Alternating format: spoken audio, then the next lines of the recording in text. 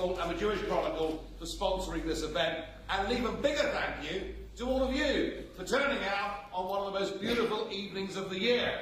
I'm told by my friends that I have in the Liberal Democrat, Labour and Conservative parties, though to be fair there aren't many of them, but I'm told the public meeting is dead. Politics is now all about the soundbite.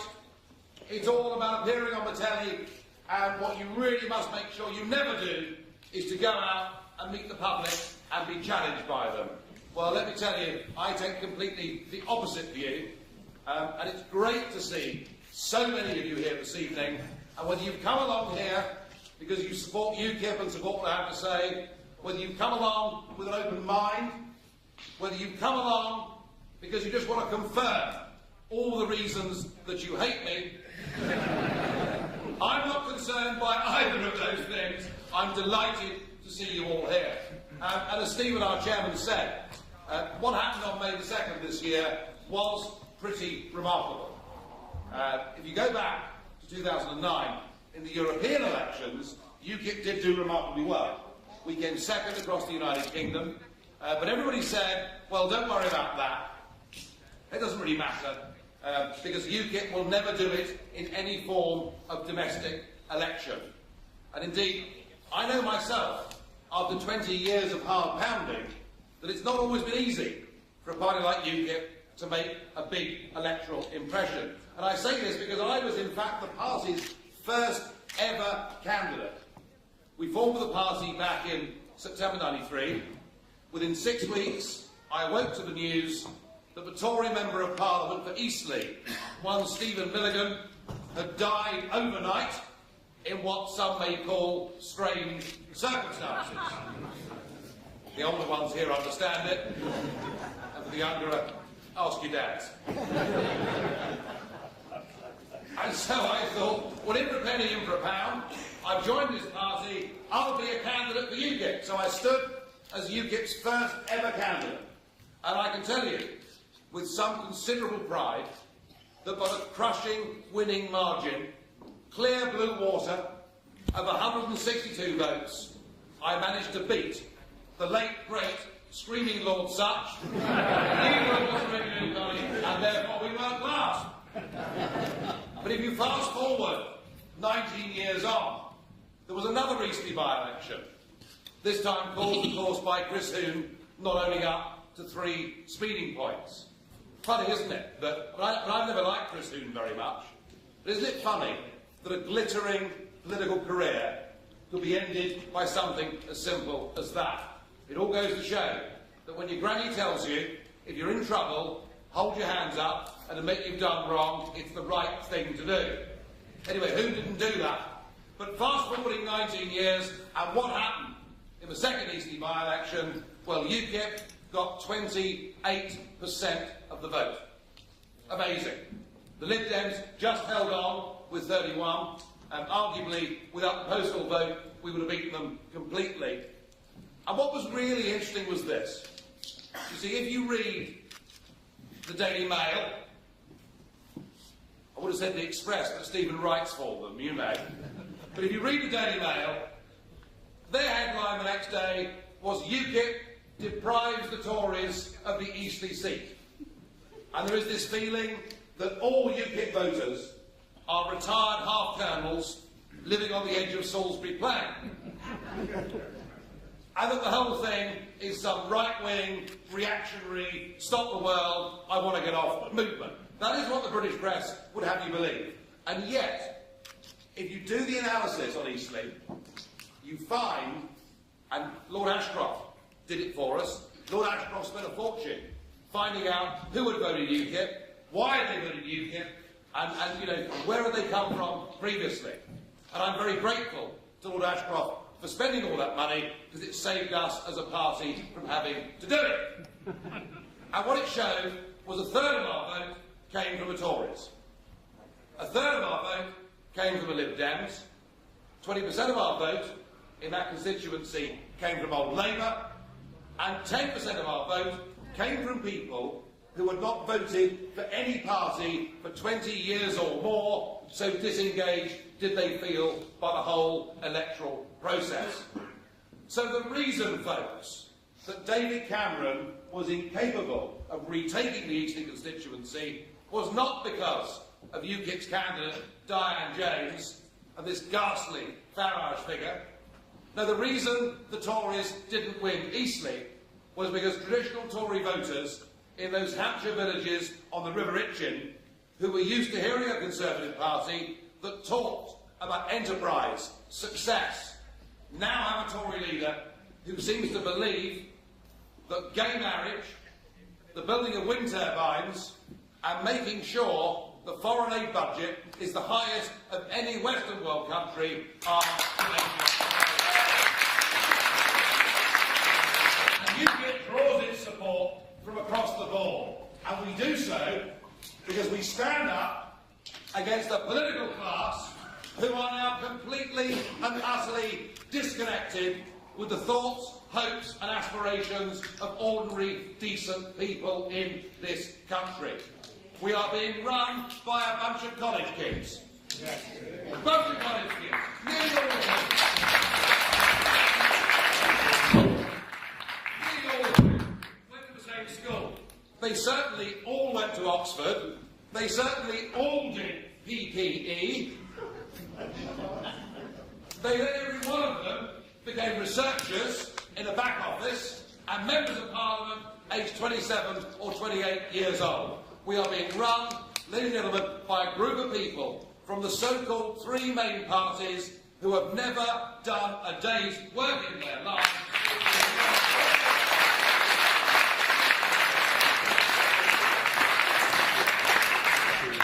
So UKIP marks a real contrast to that, and whatever my flaws may be, and they're many, but I did work for 20 years in the private sector. I worked in the commodities business. I worked buying and selling base metals, non-ferrous metals. As I often say to people, you know, I can say hand on heart, unlike them, that I worked damned hard in the private sector for 20 years, up until lunchtime, every single day.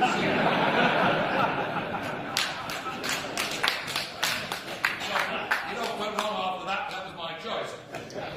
And what you've got with UKIP is a party that is daring to touch on and talk about issues that everybody else has chosen to brush under the carpet.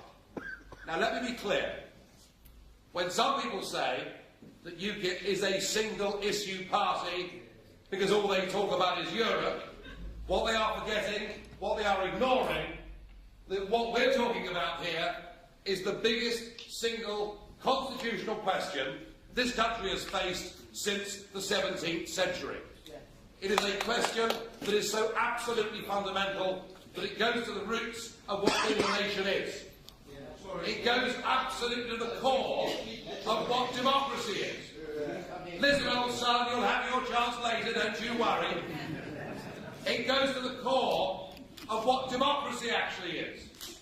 And I believe that this country, whatever its faults may be, we are the people that developed since Magna Carta the best system of common law that actually exists in the world.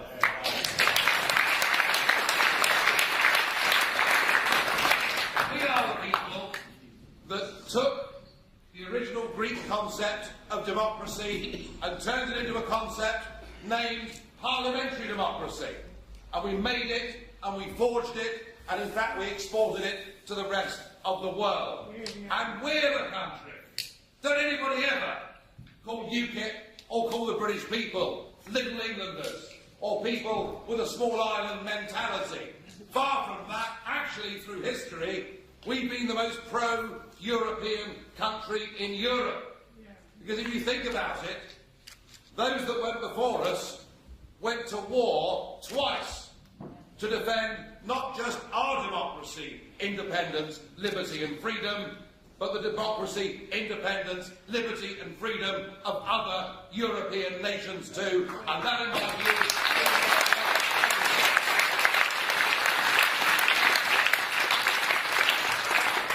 and what happened in the 70s? A whole group of politicians politicians decided that the answer was the common market. And those in this room over the age of 55 voted in that referendum.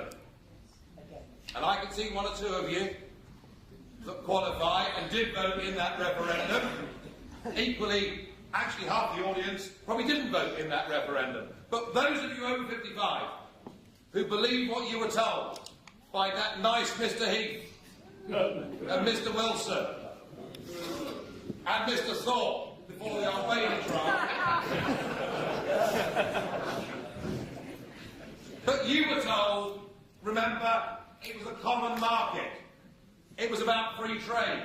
It was about post-war Europe being friendly, working and trading with each other. Nobody told you that we finish up today in a position where we have to pay a membership fee of £55 million a day to an organisation whose accounts have not been signed off by the auditors for the last 18 years in a row, who now make 75% of our legislation, whose obsession with climate change means that our landscapes and seascapes are being despoiled by these ugly, disgusting and totally useless wind turbines.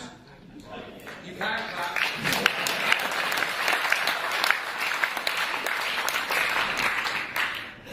And no one told us this. And still, the three so-called main parties hang on to this crazy idea that we must be part of a European Union because it's good for business. Well, in some ways, it is good for business. It's very good for Mercedes. And it's very good for Audi. And it's very good for BMW and Volkswagen. And it's really rather good for my particular favourite exporters of Brioche. And all of that works. But we are now part of a trading market with whom we trade at a deficit of £45 billion a year. They sell us more than we sell them. Why can't we do what the Swiss do, what the Norwegians do? Why can't we have a simple free trade agreement for our international industries without the rest of us, those of us trying to run small businesses, those of us trying to climb up the rungs of the ladder to do better for ourselves and our family? Why do we need Herman Van Rompuy?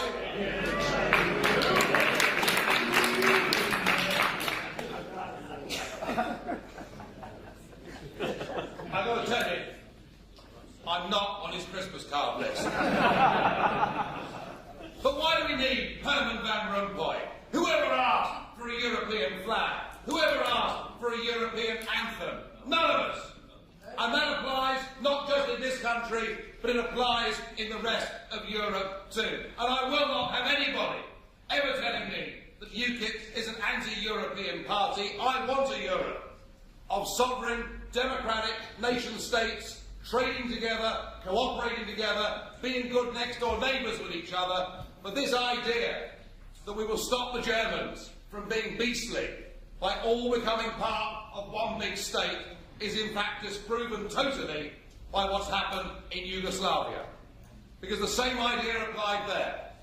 You know, the politicians got together in Paris in 1920. They said we can't have all these ridiculous little Balkan nations constantly going to war with each other, going around shooting archdukes and causing all this trouble. We're going to get them all together, give them one flag, one anthem, one currency, one police force, one identity. It'll be peace forever in the Balkans. And within the lifetimes, even of the youngest people in this room, we have seen the worst atrocities in the European time zone that we've seen since 1945 as people have fought to break out. Abolishing nation-state isn't going to work. Imposing a single economic and monetary union across Europe isn't going to work. But what will work, and what will guarantee we'll never see war in Europe again, is if each of the European nations are democratic, free nations that are friends with each other. And that's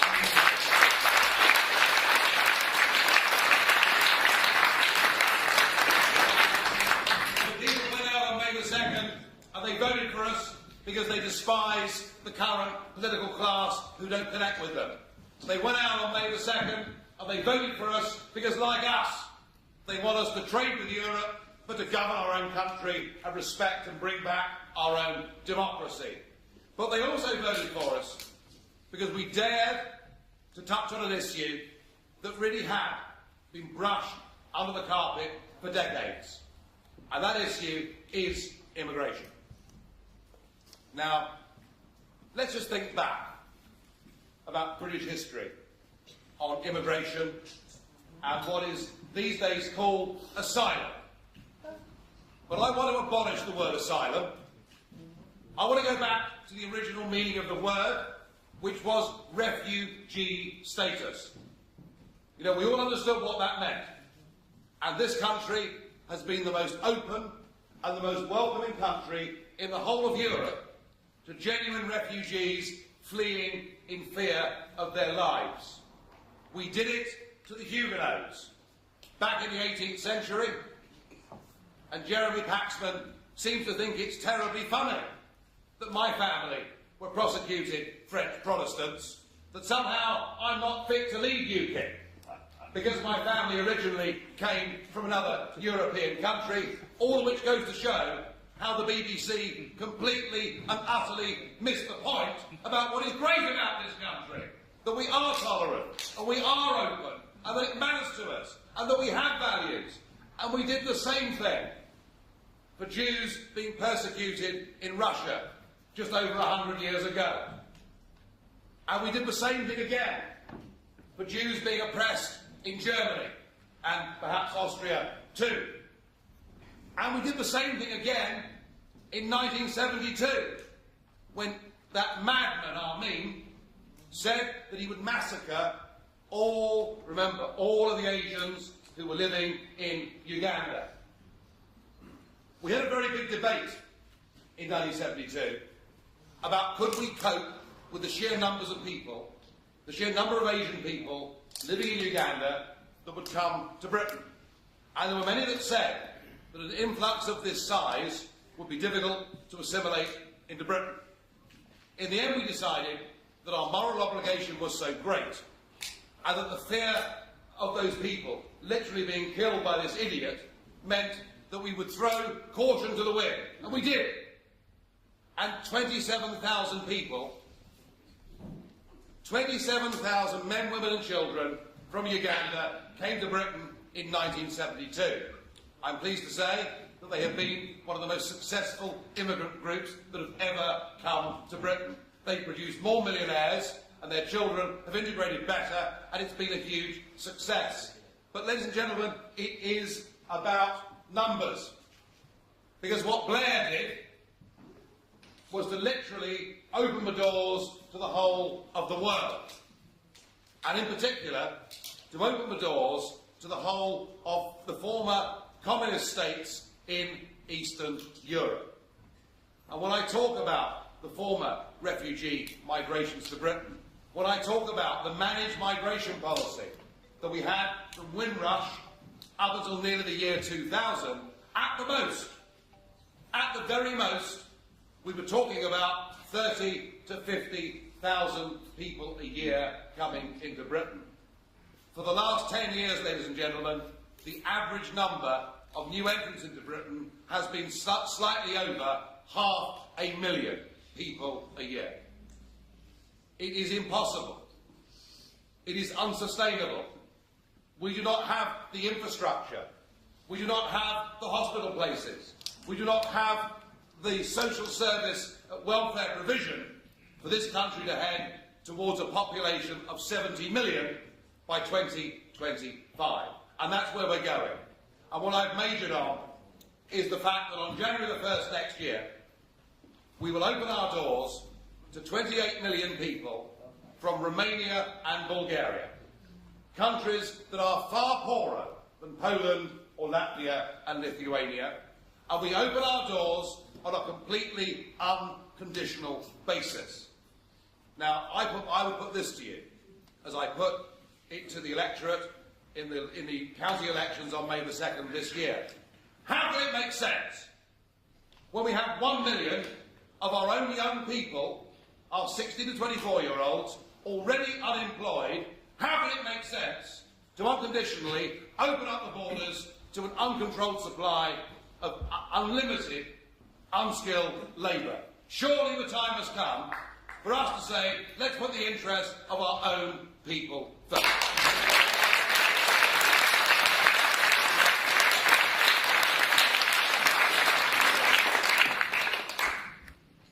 And how can it be right? How can it be right that if you come here on January the 1st next year from Romania or Bulgaria, you can claim unemployment benefit and housing benefit within a fortnight of being here? Surely the basic principle should be that the only people that should claim social security in Britain should be people who have been here for 5 years, obeyed the law and paid into the tax system.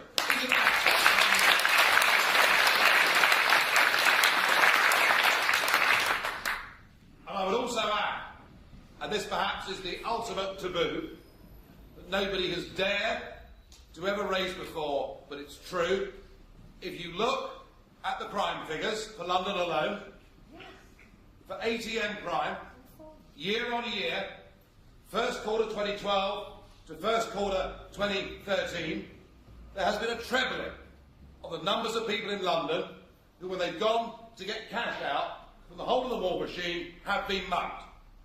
A trebling. And 92% of those people, 92% have been Romanian. Right. Now, I would argue this, that with the exception of refugees fleeing in fear of their lives, which actually makes up a tiddly percentage of the immigration figures, with that exception, that what we ought to do in terms of Britain's immigration policy going forward is not to be members of the European Union, not to have open, unconditional borders, but to follow the model that one Commonwealth country has done in the last 10 years. And this country has, I think, the best immigration policy in the world. What this country says is if you've got a skill to bring and you will add to the economic and social life of our country, you are welcome. By the way, they say, if you have a criminal record, if you have a life-threatening disease, you're not welcome. And we don't care what colour you are, we don't care what religion you are, we don't care what your origination is, but if you come here, remember this: whilst we respect your rights of private observance, if you come to live with us, you become part of our Australian dream. Right.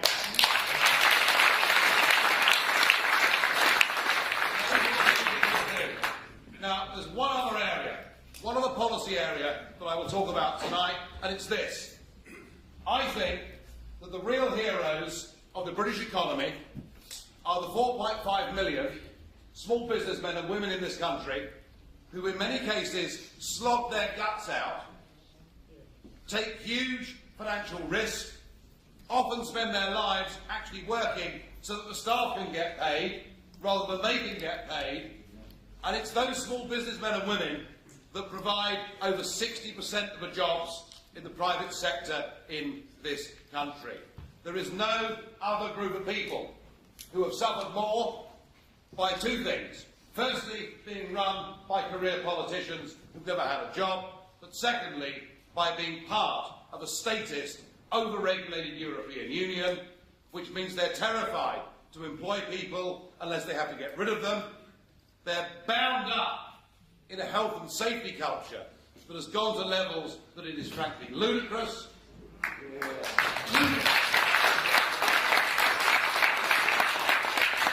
And they are stuck. They are stuck with environmental rules as a result of Europe's total obsession with global warming, which may or may not be happening, but even if it is, what is the point in beggaring British industry with expensive electricity when the Chinese and the Indians have already said they're going to build 900 new coal-fired power stations over the course of the next decade? We've got to free up enterprise in this country. We've got to give our small businessmen and women an opportunity to go out and create wealth for themselves. Because if they create wealth for themselves, they'll pay taxes. And without people paying taxes, we can't fund schools and hospitals. And that's another major strand of what UKIP stands for, and why people went out on May the 2nd and voted for us in such considerable numbers. So we've changed, I think, we've changed the whole nature of the national debate of politics in this country. Mr Cameron,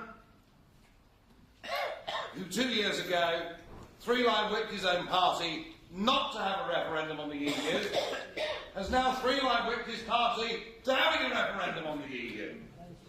Not that I believe in. I mean, would you buy a used car from David Cameron? You know. I mean, given that he gave us a cast-iron guarantee just a few years ago, and then let us down very badly. I wouldn't believe him personally, but reflect the fact that he's changed.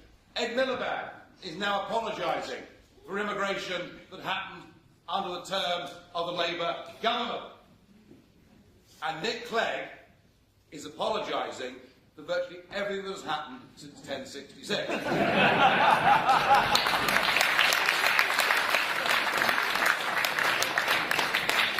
we put the brightness on them, we've got things moving, we've got a proper debate going, and the next set of elections that we have in this country take place on May the 22nd next year. And that is when we have the European elections. And UKIP came third in those elections in 2004. We came second in those elections in 2009. And my aim, as the only party that clearly, openly and unequivocally stands up for this country being a self-governing, independent, proud, global trading, free, independent nation, is we want to win those elections next year on May the 20th.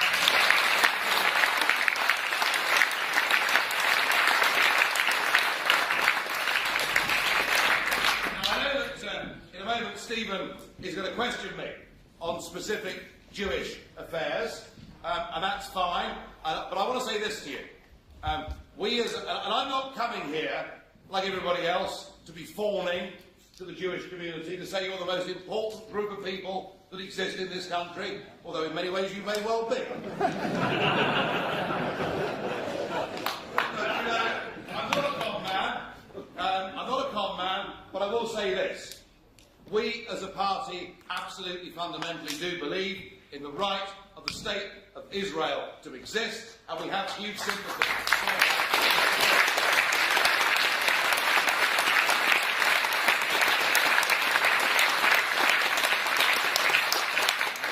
We have, in the European Parliament, absolutely done our bit. Shimon Cohen, who's here somewhere, has been lobbying very, very hard on Chiquita, where there is some very serious difficulty at European level to stop these practices from happening. Stuart Agnew, who is a UKIP MEP and a farmer from East Anglia, in fact went and visited in the East End of London a kosher slaughterhouse and wrote a report saying that on balance he thought the methods being employed were far better than those being used in the standard abattoirs across the rest of this country. So we have stood up and we have fought for these issues. Indeed, I was reminded today that the new UKIP head office has moved into a building called Moss House, named after Stephen Moss, whose father was chief executive of the Jewish Chronicle for many years. And we have many Jewish people who stand for UKIP and are members of UKIP. Indeed, our last party secretary was a man named Michael Zuckerman. So there we are. I've done my bit for you. I've done what politicians do. But I want to say this, and this needs deeper thought and perhaps more questioning. There is no question that we now have a very, very diverse society in this country, and especially in London. But I think what we need to do, and I hope what you think we need to do, is we need to actually embrace something of what John Howard, that Aussie Prime Minister, said to the Australian nation. Whilst we've got all these different cultures and different peoples here in this country. For goodness sake, we must at least all speak the same language. It's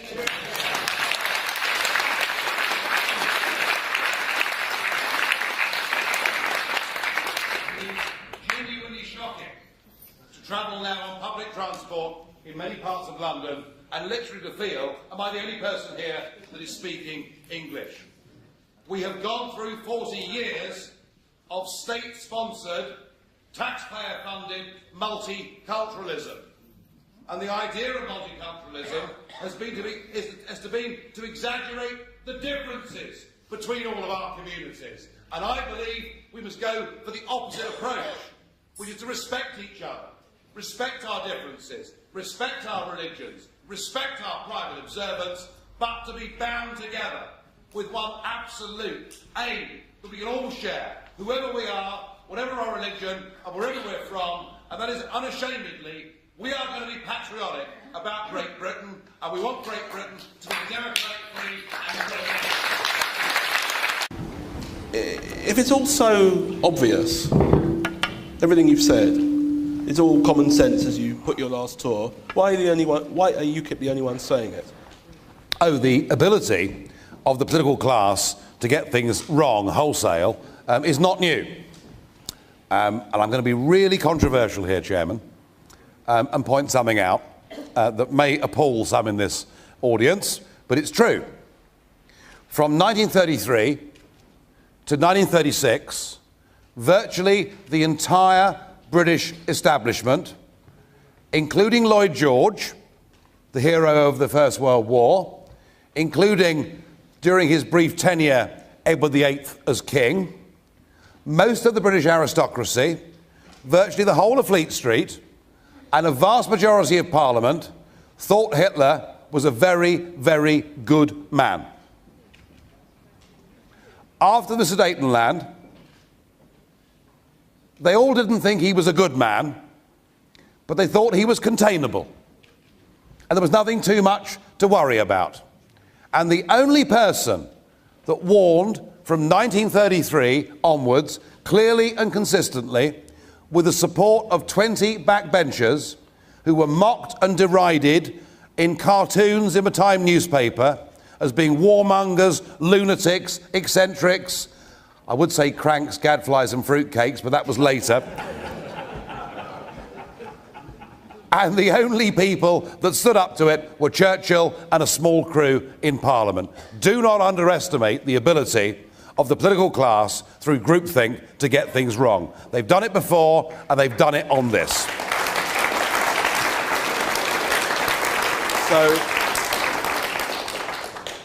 But in the real world, isn't the reality that you are, and this is not necessarily a bad thing, but that you are a protest vote?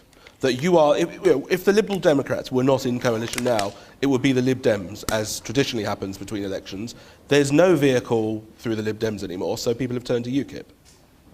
I think many of the Lib Dem votes were protest votes. I would agree with that. You know, when you voted Lib Dem, it was to a large extent a plague on both your houses. I'm going to vote Lib Dem. But nobody ever knew what the Lib Dems actually stood for, other than their general marketing that they were nice. Well, in fact, they're probably the nastiest bunch out there, but there we are. As we saw with the way Charlie Kennedy was removed and the way that Ming Campbell was removed.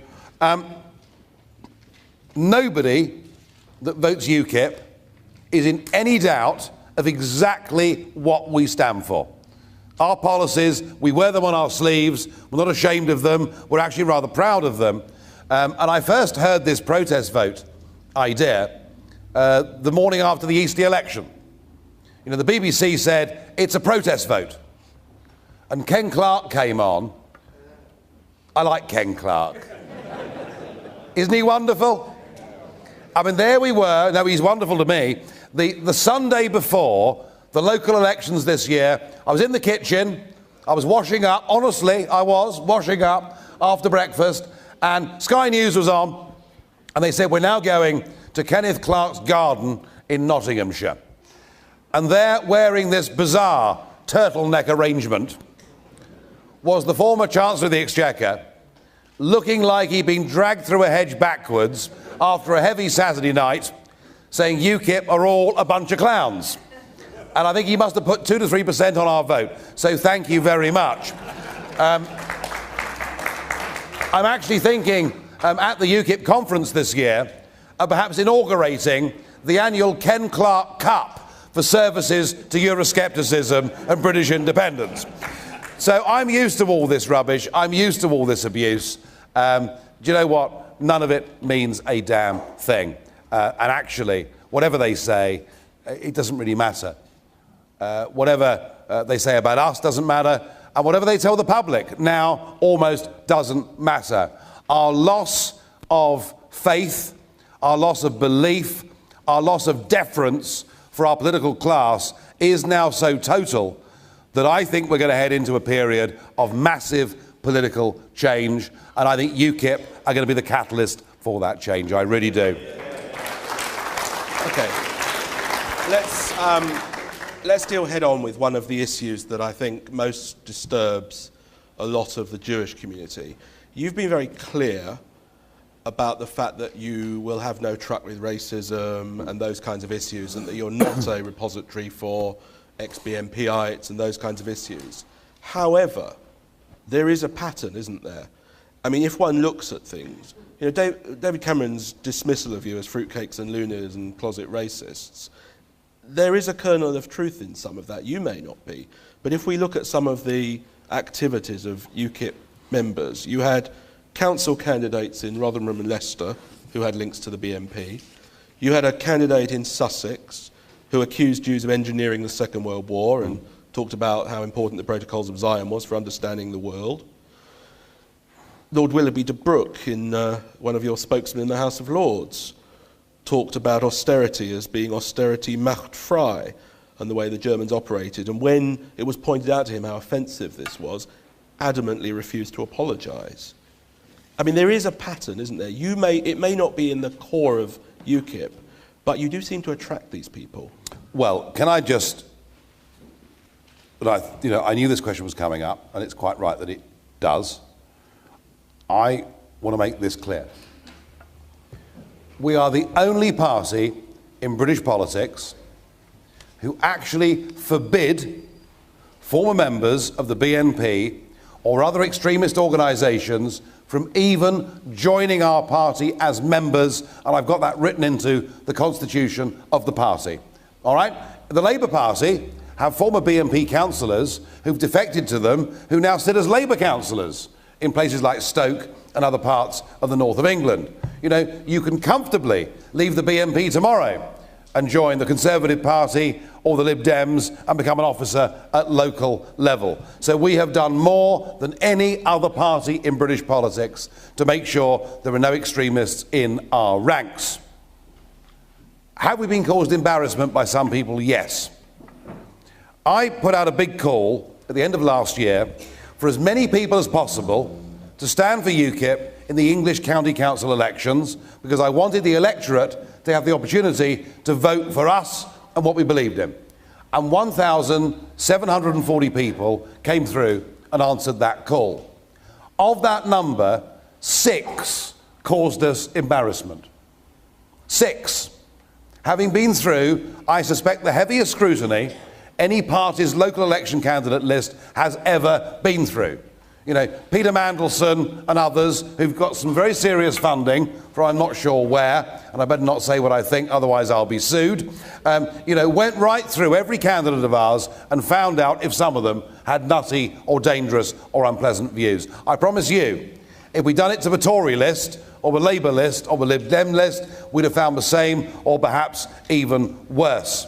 And in every case, Stephen, in every case, anybody, any of those half a dozen, who have brought the party into disrepute by breaking our constitution and our basic charter have been got rid of. It is just as simple as that. And I know that our opponents will do all they can to throw the racism and extremism and the homophobic card and whatever else they can. But all I would say to you is, go and look, at any UKIP meeting of UKIP members and there are one or two in the front row here that I know, and you will find an absolutely huge cross-section of people from right across this country. We are not about racism. We are not about extremism. What we are about is making the word patriotism respectable again, and ownership by us and not by the extremists.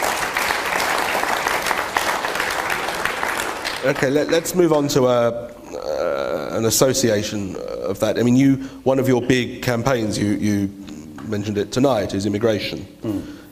You know, most of the Jewish community are in some way descendants of immigrants, not even necessarily refugees, immigrants. Yeah. There is a feeling, I mean, everybody has their own different views on different matters, but I'm interested in what appeal you think your anti-immigration campaign is, the specific appeal to a community that is descended from immigrants, how you think that would appeal to my us. appeal to the Jewish community on this point would be that, like you, I'm a refugee. All right, they were going to burn us at the stake, and so we came to England seeking safe haven. So I think there is some degree of commonality there. On the basic question of immigration, I think in some ways the UKIP values will chime with large parts of the Jewish community who believe in self-reliance, who want their kids to be educated well and have good schools to go to. And if the UKIP policy of bringing back the grammar schools in our cities succeeds, there'll be far better opportunities for Jewish children and children of all backgrounds. I think the fact we're pro-free market, we believe in business, and I've worked in business myself for 20 years, again would chime with many parts of the Jewish community.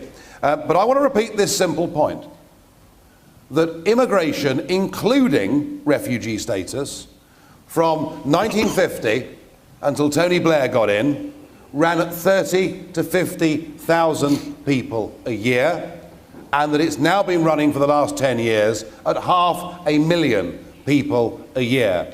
I think, as a French Huguenot descendant, that that's too much, and I would wager that many in the Jewish community would think that is too much. I mean, let me ask you, how many people here think that immigration into Britain, running at 500,000 a year, is sustainable and a good thing for this country? Hands up. And how many think it's not sustainable and we must cut the numbers down? Well, thank you very much. Your question's answered. Okay, let's talk about...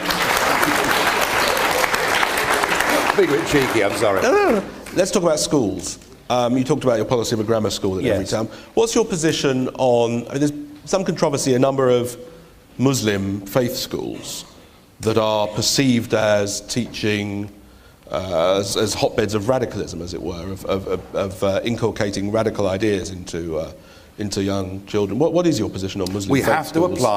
We have to apply equal standards. The law is the law. Whatever your religion, whatever your background, the law of the land in this country absolutely simply must apply. And there is no way that a Church of England school would get away with preaching anti-Catholic hate. You know, the inspectors would be in there, before you could say Jack Robinson, wouldn't they, and close the place down.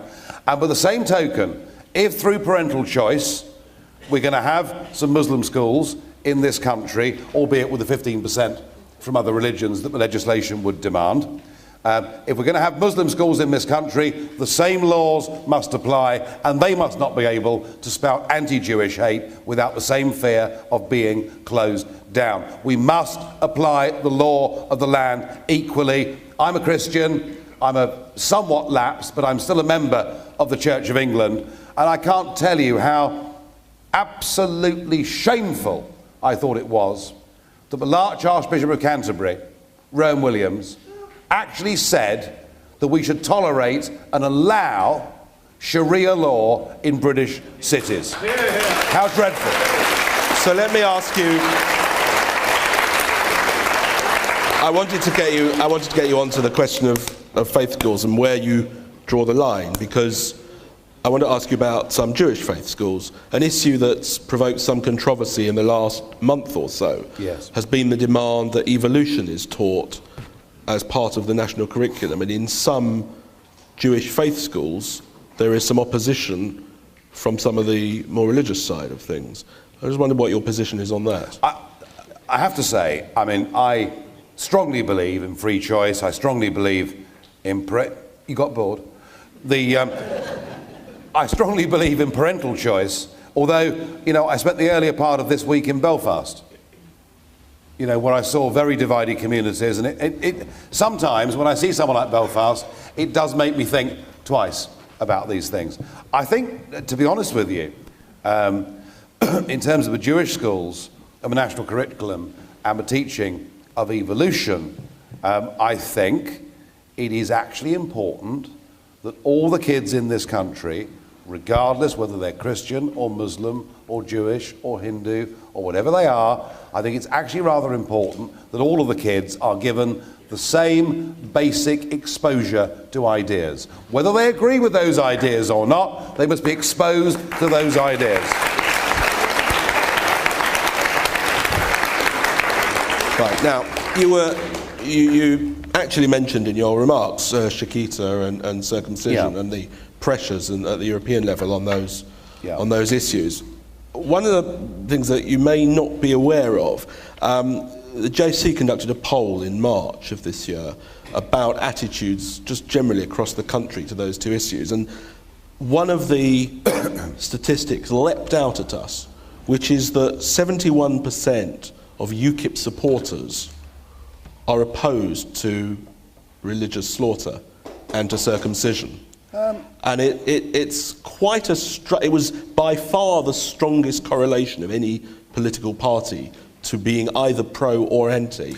And it's quite a striking disconnect between... Depends a bit how you ask the question, doesn't it? You know, it really depends, you know, do you think this is a good thing? Do you approve of this? Do you wish to do this yourself? Or do you wish to ban this?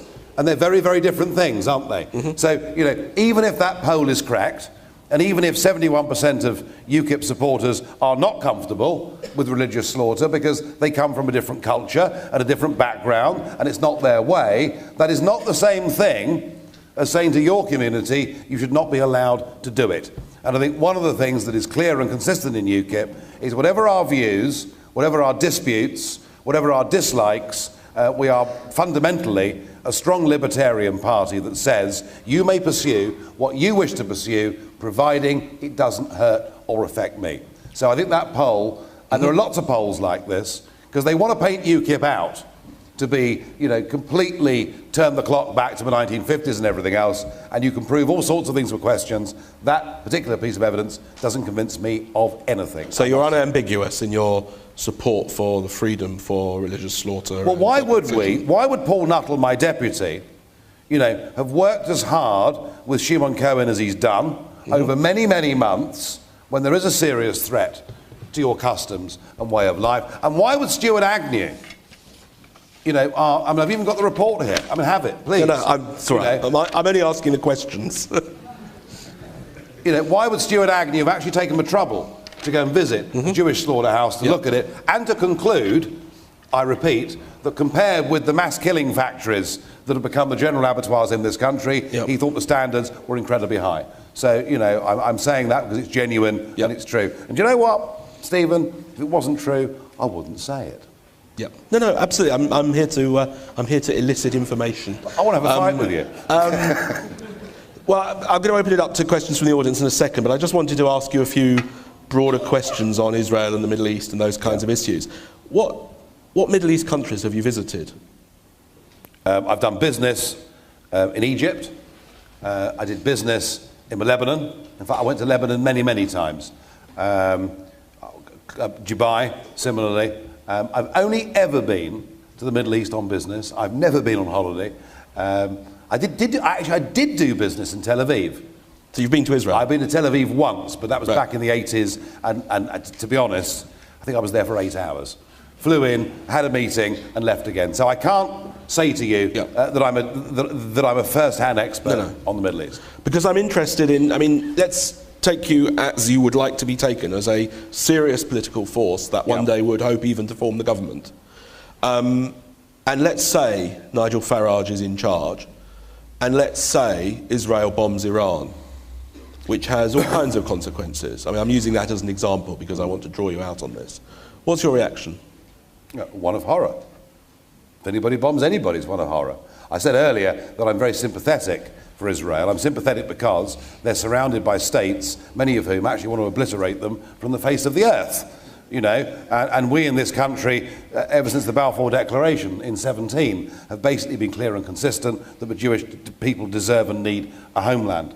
But can I actually answer this the other way round, if I may? And this is not being like Cameron or Clegg or Miliband, but I just wonder about our whole strategy with regards Iraq, Afghanistan, Libya, and now Syria. You know, we've been told through Blair, through Brown, and now through Cameron, that by intervening in all these wars, we're actually going to make the world a better, safer place.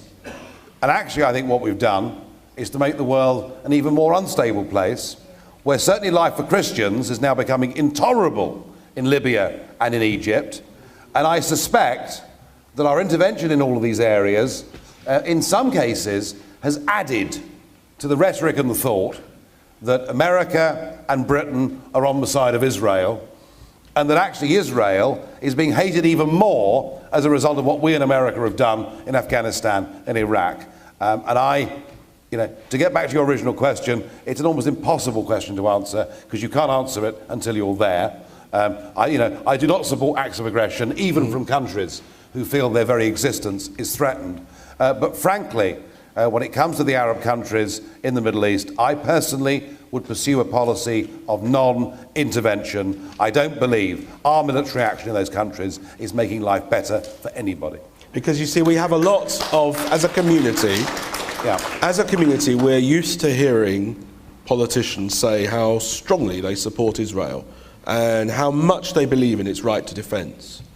And then as soon as Israel actually exercises that right to defence, suddenly it's disproportionate, suddenly it needs to rein back, suddenly that right for Israel to defend itself is very heavily qualified. And I'm interested in finding out where you qualify that. Well, hang on.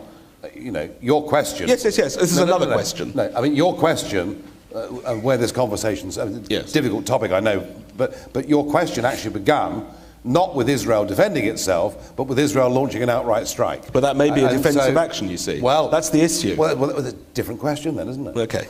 We'll answer that different question then. Answer that different question. Well, I mean, clearly, if Israel is nakedly and outright, attacked, I mean, not just by suicide bombers, but actually genuinely attacked by another state, then clearly they're going to want to retaliate. And I can be, as we would, for goodness sake. So I understand that. You see, it's not always as simple as that. No. I mean, when Israel bombed Iraq in 1981, it wasn't attacked by Iraq, but had it left the nuclear reactor there to develop, then it might well have been. And it's a similar problem with Iran. Well, I'm just interested in where you stand on the difference between... I have to say, I personally think that the West has got Iran wrong. And I think this is pertinent to us and even more pertinent to Israel. I think that the approach we've adopted to Iran, basically the sanctions approach, the cordon sanitaire approach, has been a mistake. Been a mistake because the French always, no, I shouldn't say this really, should I? But it's true. The French always break the sanctions anyway. I mean, people always break the sanctions anyway. It's a fact. Whether it's Mark Rich or the French or whatever it is, people always break the sanctions. But actually, I think by putting sanctions on Iran, we've actually helped to foster the view that certainly Ahmadinejad before wished to be believed that the West is all against them. Israel's mates in the West are all against them, and they're being forced into poverty because of the sanctions. And I think actually a more intelligent approach to Iran would have been that we should have love-bombed Iran and given everybody free access to the internet and tried to make them as Western in their outlook and their approach as possible. And then they would have seen that actually living under Ahmadinejad and 16-year-olds being hung to death from cranes in full public view of 10 or 20,000 people actually wasn't the right approach. I think we can be cleverer in how we deal with states like Iran. I think we've handled it pretty badly. Okay. I'm going to We formed the party back in September '93.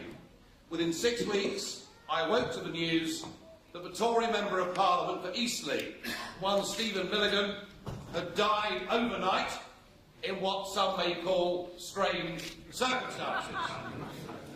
The older ones here understand it, and for the younger, ask your dads. And so I thought, well, in for a penny, in for a pound, I've joined this party, I'll be a candidate for UKIP. So I stood as UKIP's first ever candidate. And I can tell you, with some considerable pride, that by a crushing winning margin, clear blue water, of 162 votes, I managed to beat the late, great, screaming Lord Such, and therefore we weren't last. But if you fast forward 19 years on, there was another Eastleigh by-election, this time caused, of course, by Chris Huhne not only up to 3 speeding points. Funny, isn't it? But I've never liked Chris Huhne very much. But isn't it funny that a glittering political career could be ended by something as simple as that? It all goes to show that when your granny tells you, if you're in trouble, hold your hands up and admit you've done wrong, it's the right thing to do. Anyway, who didn't do that? But fast forwarding 19 years, and what happened?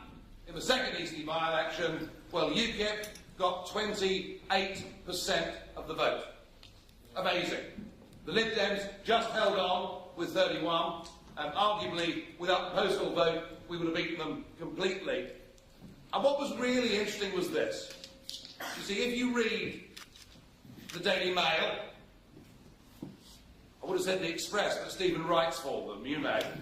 But if you read the Daily Mail, their headline the next day was UKIP deprives the Tories of the Eastleigh seat.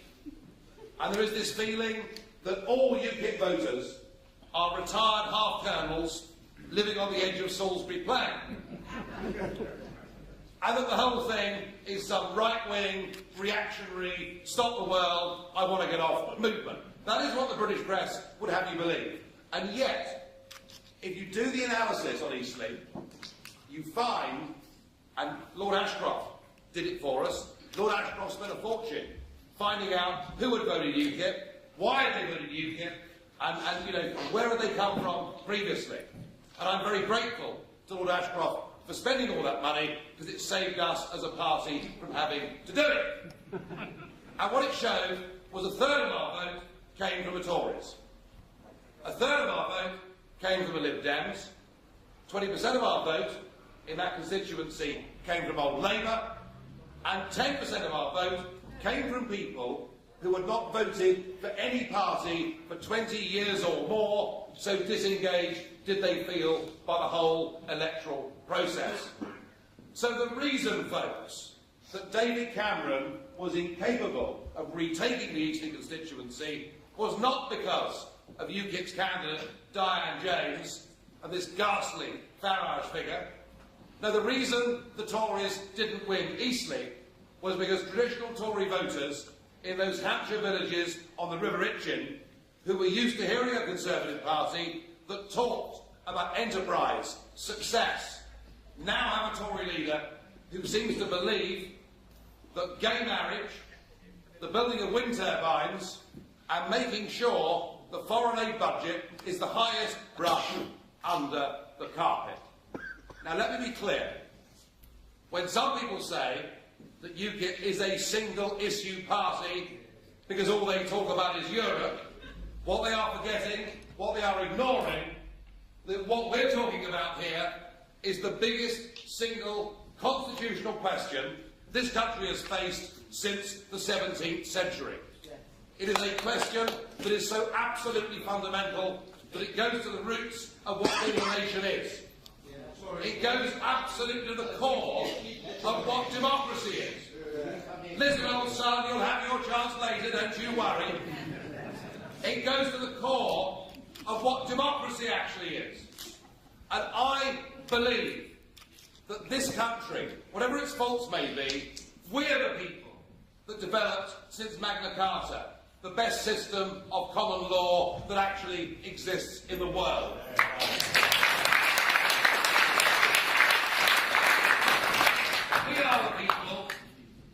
took the original Greek concept of democracy and turned it into a concept named parliamentary democracy. And we made it, and we forged it, and in fact we exported it to the rest of the world. And we're the country. Don't anybody ever call UKIP or call the British people Little Englanders or people with a small island mentality. Far from that. Actually, through history, we've been the most pro-European country in Europe. Because if you think about it, those that went before us went to war twice to defend not just our democracy, independence, liberty and freedom, but the democracy, independence, liberty and freedom of other European.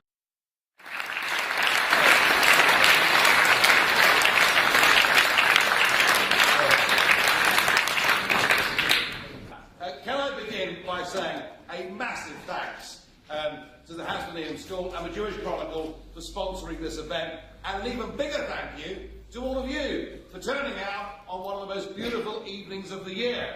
I'm told by my friends that I have in the Liberal Democrat, Labour and Conservative parties, though to be fair there aren't many of them, but I'm told the public meeting is dead. Politics is now all about the soundbite.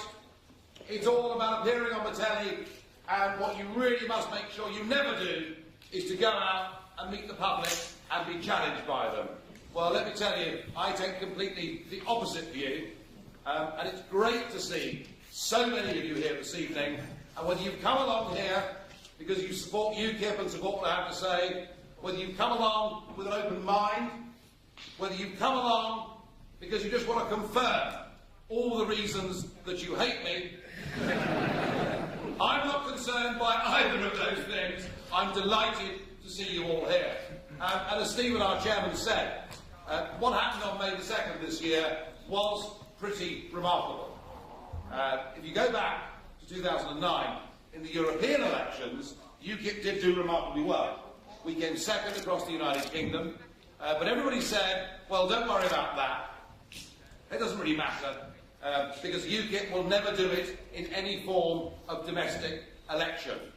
And indeed, I know myself, after 20 years of hard pounding, that it's not always been easy for a party like UKIP to make a big electoral impression. And I say this because I was, in fact, the party's first ever any Western world country and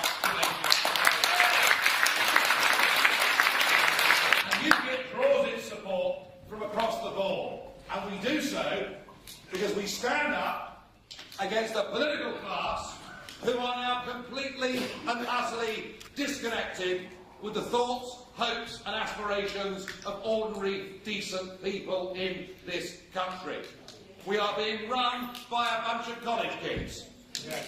A bunch of college kids. Nearly all of them. Nearly all of them went to the same school. They certainly all went to Oxford. They certainly all did PPE. Then every one of them became researchers in a back office and members of Parliament aged 27 or 28 years old. We are being run, ladies and gentlemen, by a group of people from the so-called three main parties who have never done a day's work in their lives.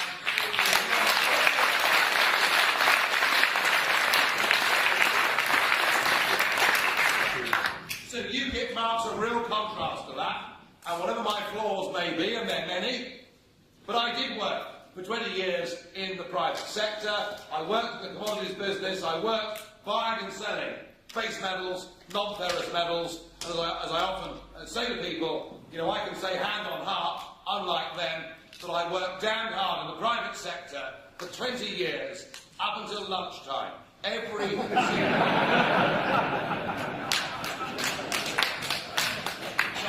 You know what went wrong after that? That was my choice.